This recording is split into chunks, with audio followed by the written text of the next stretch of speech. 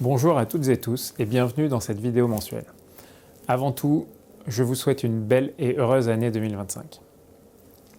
L'année 2024 aura été particulièrement contrastée sur les marchés financiers, tandis que le marché américain a enregistré des performances supérieures à 20% grâce à ces géants de la technologie qui surfent sur l'essor de l'intelligence artificielle.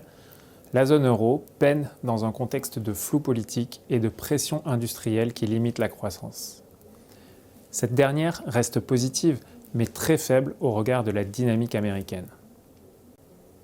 Dans ce contexte, le mois de décembre a été le théâtre d'une légère contraction des indices mondiaux.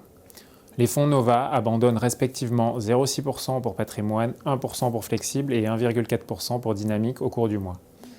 L'année 2024 reste toutefois positive sur la gamme et témoigne de l'intérêt de notre approche dans un contexte croissant de polarisation de l'économie mondiale. Les performances sur l'année 2024, en part A net de frais, s'établissent in fine respectivement à plus 5,9% sur patrimoine, plus 8,2% pour Latitude Équilibre devenue Nova Flexible, et enfin plus 15,4% sur Nova Dynamique. La légère consolidation du mois de décembre nous paraît saine et positive pour le début de 2025. Notre allocation a peu changé au cours des dernières semaines et nous restons investis en premier lieu sur les actions américaines dans l'attente de l'arrivée de Donald Trump à la Maison-Blanche. Les actions indiennes complètent nos investissements sur les actions internationales. D'autre part, le dollar américain reste attractif à court terme et pourra s'avérer efficace pour limiter le risque de hausse des taux américains qui constitue à nos yeux le principal frein à la performance des marchés au cours des prochains mois. Pour cette raison, nous favorisons les taux européens, notamment via la dette d'entreprise. En effet, si certains États européens sont à la peine, les entreprises bénéficient toujours de bilans robustes et honorent leurs engagements financiers.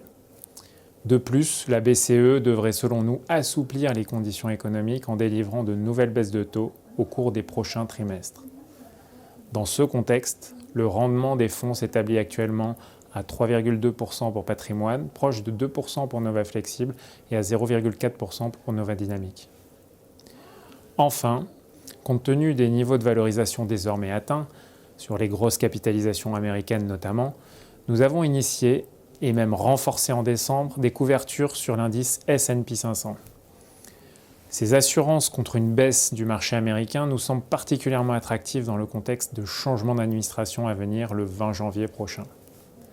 Et voilà, c'est tout pour cette fois. Bon début d'année à tous et à très bientôt.